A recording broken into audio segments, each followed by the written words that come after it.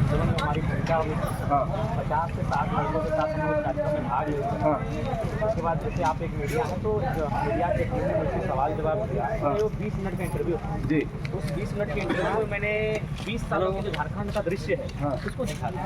इस प्रकार हमारी इकोनॉमी को डैमेज किया गया, इतिहास के साथ छेड़छाड़ हुआ, हमारा भूगोल क्या था, झारखंड अलग करने का मकसद क्या था, इन तमाम चीज़ों को मैंने 20 मिनट में जब एक्सप्लेन किया, कभी उसमें मैं गुस्से में आया उस वीडियो में, कभी मैं भावुक होकर बात किया, तो इससे झारखंड के कोने कोने में जब वो वीडियो पहुंचा और लोगों ने मेरी बातों को वॉच किया तो उनको लगा कि नहीं चलिए 20 साल के बाद कोई लड़का आया है जो बिना डर के बात करना चाहता है।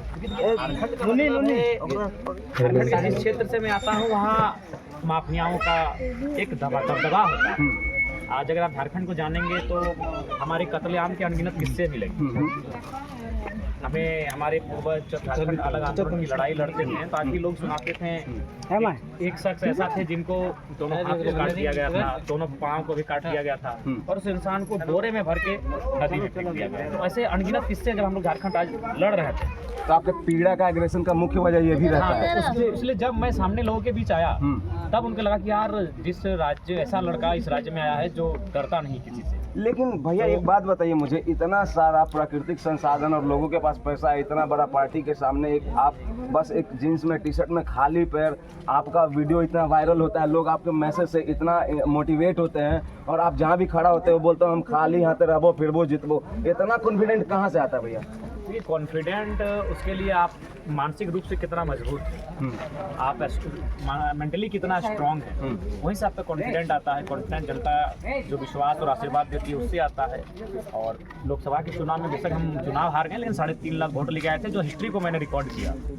झारखंड की हिस्ट्री में, भारत की मैं नहीं कह पाऊंगा क्योंकि भारत को मैंने अध्ययन नहीं किया है, लेकिन मुझे लगता है भारत की हिस्ट्री में भी हमारा नाम, अगर इंडिपेंडेंट और फर्स्ट अटेम्प्ट की बात कहिएगा तो झारखंड की हिस्ट्री में मैं पहला कैंडिडेट हूँ, पहला प्रत्याशी हूँ जिसने पहली बार चुनाव लड़ा, अभी इंडिपेंडेंट चुनाव लड़ा और केवल 2 साल के दरमियान। उससे पहले मेरा कोई पॉलिटिकल बैकग्राउंड ही नहीं था और 3.5 लाख वोट लेकर मैं आया हूँ।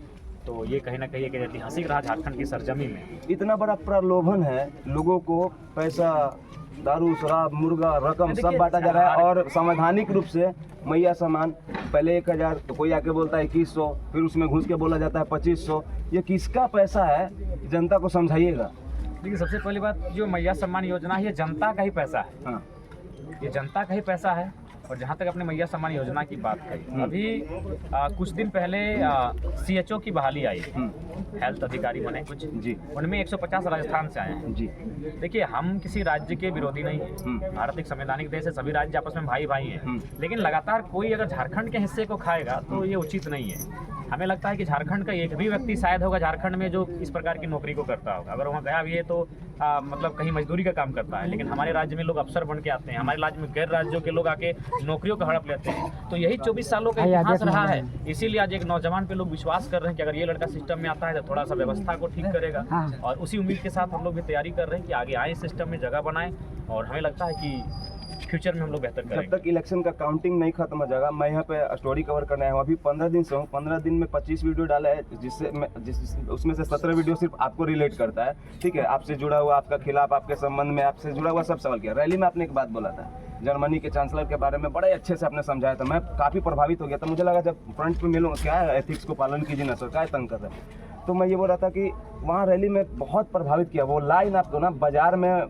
डुमरी प्रखंड में, डुमरी अनुमंडल में, माफ कीजिएगा जो भी है, तो वहाँ पे लोग चाय की टपरी पे बात कर रहे थे कि जयराम महतो बोल रहा था कि 4-4.5 साल तक मुर्गा के पंख नोचल जाओ और फिर अंतिम में मैया सम्मान वाला चटनी चटावल जाओ। इसको थोड़ा सा आज यहाँ के गाँव के लोगों को लाइव समझाइए ना, इसका मतलब क्या था, फिर से एक बार समझाइए। देखिए इसका मतलब जैसे कि देखिए अभी हमारी ही अगर माएँ अगर बात करें तो ये लोग जो है कोई जल सहिया है, ठीक है, सरकार जल सहिया रखी है, आंगनबाड़ी का में सेविका है, रसोईया है, वे लोग 3000-4000 के वेतन में काम करती है, लेकिन किसी को 6 महीना से वेतन नहीं मिला है, किसी को 12 महीना से वेतन नहीं मिला है। यानी जिन लोगों ने काम किया, जिन लोगों ने श्रम किया, उनको वेतन नहीं मिल रहा है और आप फ्री में 1000 रुपया दे रहे हैं ड्यू टू इलेक्शन। इलेक्शन कारण केवल आप उन्हें बहलाने फुसलाने के लिए। हम नहीं कहते कि बच्चे को अगर बच्चा का जो राइट्स बनता है कि उनको दूध पिलाना चाहिए था, बच्चा को पौष्टिक भोजन कराना चाहिए था, लेकिन आपने क्या कि बच्चे के हिस्से के दूध को, पौष्टिक आहार को मार्केट में बेच दिया। अब बच्चा रो रहा है, तब क्या किया, उसको एक नेमचूस चुसा दिए। तो वही हाल है। जो हमारा राइट्स था बेहतर शिक्षा, बेहतर स्वास्थ्य, रोजगार, उन चीज़ों को गवर्नमेंट ने बेच दिया। और बेचा कैसे, ये पूरा झारखंड जानता है। तो अब तो जो बच्चा नाराज होने वाला था, उसका जनता नाराज होने वाली थी, तो जनता को इस तरह से एक चॉकलेट दिया गया है ताकि फिर आप इसको चूसिए और 5 साल भूल जाइए इस मैटर को। तो यही हाल गवर्नमेंट। जयराम मातो जिंदाबाद, जिंदाबाद जिंदाबाद, जयराम मातो जिंदाबाद, जिंदाबाद जिंदाबाद। चलते चलते थोड़ा सा सियासी सवाल। अभी तक मैंने आपका परिचय दिया अपने चैनल पे कि देख लीजिए यही टाइगर है झारखंड से, जो कि अपने आप को प्रूफ करने के लिए धरातल पे आके जो मुख्य धारा से वंचित लोग हैं उनसे आके दरवाजे जाके बात करते हैं। एक बात बताइए, आपको किसी से डर लगता है? कौन ऐसा पार्टी जो लगता है कि अकेले में आपको कैसा लगता है कि वो आदमी टक्कर दे देगा, उसका विधायक टक्कर दे देगा? देखिए, मैं जहाँ डुमरी असेंबली से चुनाव फाइट कर रहा हूँ, और अगर लोकसभा के प्रदर्शन की बात करिए तो डुमरी असेंबली से मैंने 90,000 से ज़्यादा वोट लाया था। और जो एनडीए और इंडिया गठबंधन है, उन दोनों ने मिलाकर 1,07,000, एक का 55,000 था, एक का 52,000 था। तो फिलहाल मुझे लगता है कि दोनों मिलेंगे तभी मुकाबला कर पाएंगे, नहीं तो हम फिलहाल डुमरी असेंबली से बहुत आगे चल रहे हैं। अच्छा, एक बात बताइए, आशीर्वाद भी है, सबका प्यार भी है, लोग खड़े हैं, मेरा भी शुभकामना है, सबको शुभकामना देता हूँ। सबसे पहले अगर आप जीतेंगे, मुख्य 3 काम बताइए जो आपको लगता है कि नहीं सबको रिलेट करता है, सबसे संबंध रखता है झारखंड वासियों से। देखिए, सबसे पहली बार अगर हम जीत के आते हैं तो जो एज स्टूडेंट सड़कों पे प्रोटेस्ट कर रहे हैं, तो स्टूडेंट को ध्यान में रख के इस झारखंड राज्य के लिए एक बेहतर नियोजन नीति बनाई जाएगी। और उनके लिए एक हम लोग सिलेबस भी तय करेंगे, एक एग्ज़ाम का कंडक्ट करने का एक कैलेंडर भी तय करेंगे। क्योंकि स्टूडेंट राज्य की रीढ़ होते हैं। अगर स्टूडेंट हताश में हो जाएंगे, अगर वे निराश हो जाएंगे, तो आप बेहतर राज्य की कल्पना नहीं कर सकते। तो पहले स्टूडेंट, उसके बाद अगर बात करेंगे तो जब हमारे पास कुछ नहीं बचता है, मान के चलिए हमारी नौकरी चाकरी नहीं मिली, चलिए 2 पैसा कहीं रोजगार नहीं मिला, कहीं व्यापार में काम नहीं चला, तो हमें याद आता है अपने पिताजी का खेत कि चलो यार कोई दिक्कत नहीं, कुछ नहीं मिला, अंतिम वही दुनिया से नकारे गए, ठुकराए गए, कोई बात नहीं, मेरे पूर्वजों की एक धरोहर है, उसे हम लोग खेत करते हैं, खेती बाड़ी करते हैं, चलो कम से कम खेती बाड़ी करते हैं। लेकिन आज क्या स्थिति है कि आज जिस प्रकार से जमीन अधिग्रहण धड़ल्ले से झारखंड राज्य में चल रहा है, जिस प्रकार से माफिया जमीनों पे हावी हैं, और जिस प्रकार से सरकार भी हमारी जमीन को लूट रही है, वो क्या कर रही है, जीएम लैंड जो पूर्वजों से हमारे पूर्वज उस जीएम लैंड पे अपना अधिकार रखते थे, उस जीएम लैंड को वो लैंड बैंक बना रही है और कंपनियों के लिए एमयूज काट रही है। बड़े बड़े कंपनियों को, टाटा हो गई, वेदांता हो गई, अंबानी अडानी की जो कंपनियां स्थापित हो रही है, उनको बहुत सस्ते दरों में उपलब्ध करा दे रही है जमीन। पीछे के दरवाजे से सरकार के जो आईएएस है वो डील कर रहे हैं। तो हम लोग जब आएंगे तो जमीन संबंधित जो कानून है, क्योंकि जब कुछ नहीं बचेगा तो जमीन का टुकड़ा है जो आपका परवरिश करेगा, तो जमीन संबंधित जो कानून है उनको सुधार किया जाएगा। जीएम लैंड जिसे हम लोग गैर मजरूआ अपनी भाषा में कहते हैं, वह जमीन अभी सरकार की मनमानी चलती है। उस जमीन को आपको पैसा नहीं मिलेगा, उसमें सड़क बन गया तो पैसा नहीं मिलेगा, उसमें कोयला का खदान बन गया तो आपको पैसा नहीं मिलेगा, उसमें कोई भी सरकारी योजना है तो पैसा नहीं मिलेगा। चूंकि ये सरकार का मानना है कि ये ये गैर मजरूआ जमीन है, आपके अंतर्गत नहीं आती, तो उसका रसीद हम लोग कटवाएंगे ताकि उनको समस्या नहीं। उसके बाद एक बहुत बड़ी समस्या आती है प्रवास की।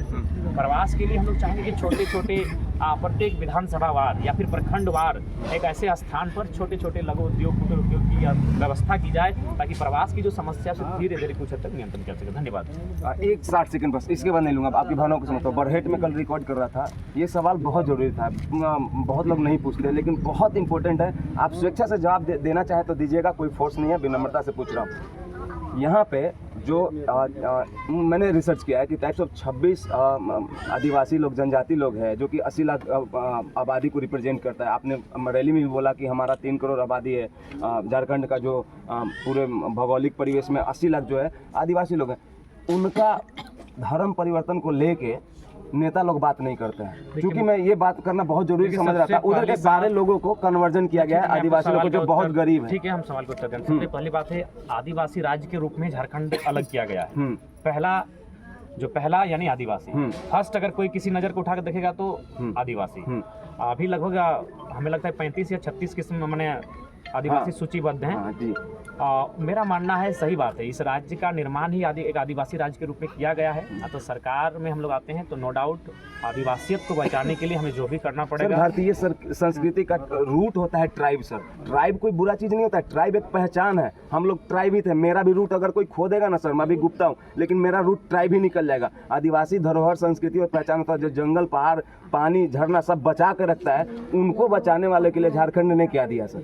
देखिए झारखंड में तो मैक्सिमम जो भी सरकारें रही हैं, हाँ। उनका नेतृत्व एक आदिवासी परिवार से आए हुए बेटों ने ही किया है। हाँ। लेकिन उन्होंने केवल अपने परिवार के लिए, जैसे अभी देखिए मुख्यमंत्री अपनी पत्नी को चुनाव में उतार दिए, हाँ। अपनी भाभी को उतार दिए, अपने भाई को भी उतार दिए हैं। तो ये तो है कि छल कपट उनके माने आदिवासी राज्य में एक आदिवासी मंत्री और विधायकों ने किया है। तो हम लोग पढ़े लिखे युवा हैं, सबसे पहले आदिवासी संस्कृति का संरक्षण किया जाएगा। उनकी जो वर्षों से मांग चल रही सरना धर्म कोड, उस मांग के लिए हम लोग प्रतिबद्ध रहेंगे। धन्यवाद। जवाहर। ये थे हमारे साथ टाइगर जयराम महतो जी अपने बेबाकी के लिए